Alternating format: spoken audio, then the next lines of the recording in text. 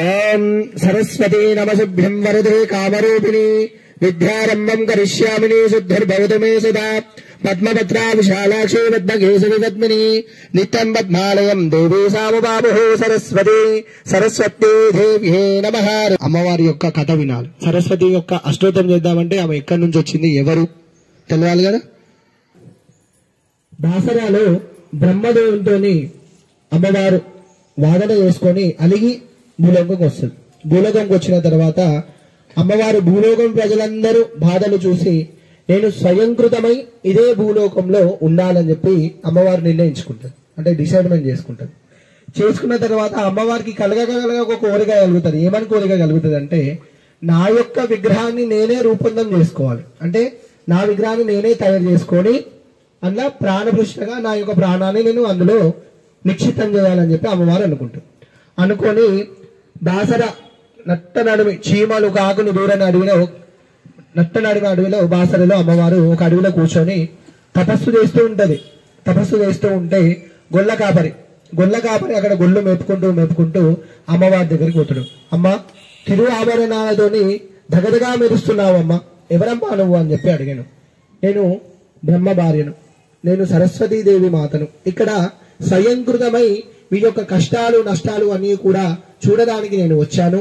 మీ యొక్క బిడ్డలకు చదువును అందడానికి చదువుల తల్లి సరస్వతిగా నేను స్వయంకృతమై నేను బాసరా పీఠాదివసిగా విరజిల్లుతాను అని చెప్పి ఆ యొక్క గొల్ల కాపరికి చెప్పగా ఆ గొల్ల కాపరి అమ్మ సంతోషం అమ్మ, ధన్యురాలమ్మ తల్లి, మరి నేను నీ కోసం నేనేమి చేయాలి, ఆలయాన్ని నిర్మించాలా, మరి నీకేం చేయాలని చెప్పి అడిగిన తర్వాత అప్పుడు అమ్మవారు ఇట్లా అన్నది, నువ్వు మండల కాలము తెలిసిన మండల కాలం అంటే 41 దినములు ఇటు పైకి రావద్దు, ఎవరిని రానివ్వద్దు.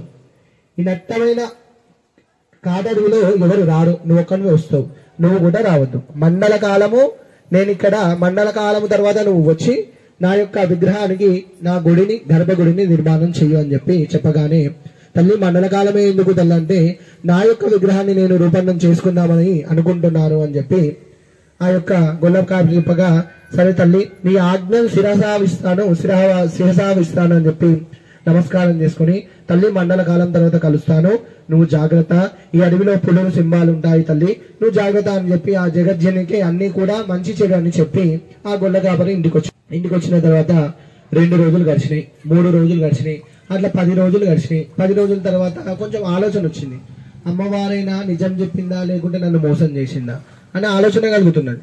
అట్లా 15 రోజులు గడిచినాయి. 15 రోజుల తర్వాత మళ్ళీ ఆలోచిస్తాడు ఆ గొల్ల కాబట్టి నిద్ర పట్టది. ఆ గొర్రెలు మేపడు ఏం మేపడు, ఈ అమ్మవారి గురించే ధ్యానం, అమ్మవారు నిజమేనా కాదా, నన్ను ఏమైనా బుద్ధి పట్టించిందా, అక్కడి నుంచి నన్ను వెళ్ళిపోవాలని చెప్పి ఏమైనా ఆట పట్టించిందా అని చెప్పి కొత్త ఆలోచనలు వస్తూ ఉంటాయి. ఇప్పుడు మీ పిల్లలు బయటకు వెళ్ళినా కానీ ఫోన్ లేకపోతే ఏదేదో ఆలోచనలు వస్తుంటాయి, అరే ఫోన్ లేస్తే ఎటు పోయిందో ఏందని. అట్లా అమ్మవారి విషయంలో కూడా అన్ని ఆలోచనలు వస్తుంటాయి. అట్లా అటు ఇటు అర్ధమండల కాలం అంటే 21 దినము పూర్తయింది. 21 దినము పూర్తి కాగానే ఇక ఆ గొల్ల కాపరికి నేను ఆగబట్టలేకున్నాను, నా మనసు ఆగలేకున్నది అని చెప్పి యథావిధిగా అమ్మవారి దగ్గర పోయి అమ్మవారిని చూసే వారికి అమ్మవారు తల రూపమైంది. తర్వాత మొండెం అంతే, చేతులు కాళ్ళు కాలేవు, ఓన్లీ ముఖము ఈ యొక్క సగభాగం మాత్రమే అమ్మవారి యొక్క శరీరం పూర్తయింది. అప్పుడు అమ్మవారి ఉగ్ర రూపంతో ఓరి మూర్ఖుడా, నేను మండల కాలం ఇటు దిక్కు రాకమన్నాను, నువ్వు ఇప్పుడే వచ్చావు, అర్ధమండలంలో నా కోరిక బుగ్గిపాలు అయిపోయింది, నేను ఇట్లనే వెలిసి ఉగ్ర రూపంతోనే మీకు అందరికీ దర్శనం ఇస్తా అని చెప్పి వరమిస్తాను. అదే రూపంలో ఇప్పటికీ కూడా బాసరాలో మామూలుగా బాసర సరస్వతీదేవి ఫోటో చూస్తే ఫోటో పక్కన చిన్న సరస్వతీదేవి ఉంటుంది. ఎప్పుడైనా అబ్జర్వ్ చూసిరా ఇప్పుడు చూడండి కనిపిస్తుంది. సరస్వతి ఫోటో బాసర ఫోటో చూస్తే బుక్కుల మీద ప్యాడ్ల మీద కనిపిస్తుంది కదా, ఆ ఫోటో పక్కనే చిన్న అమ్మవారి విగ్రహం ఉంటుంది. ఆమెనే స్వయంకృతమైన బాసర సరస్వతీదేవి, ఆమె చేతులతో ఆమెనే ఆ విగ్రహాన్ని తయారు చేసుకుంది. అట్లనే ఆమె ఉగ్ర రూపంతో ఉంటది. ఈ ఉగ్ర రూపంతో జనులు అటు వచ్చిన వాళ్ళు అందరూ కూడా చనిపోతూ ఉంటారు.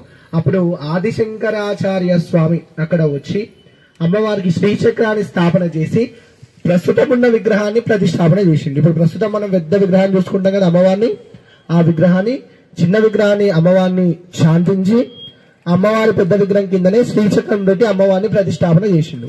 ఇప్పుడు మన అందరం కూడా దర్శనం చేసుకునే పెద్ద విగ్రహమే, కానీ ఆమె కాళ్ళ దగ్గరనే పక్కకి ఒక చిన్న విగ్రహం ఉంటది. ఇప్పుడే ఇంటికి పోయినాక సరైనా సరే గూగుల్లో అయినా సరే ఫోటో కొడితే మీకు కింద సైడ్ లోకి అమ్మవారు కనిపిస్తుంది. ఎప్పుడైనా అబ్జర్వ్ చేయండి.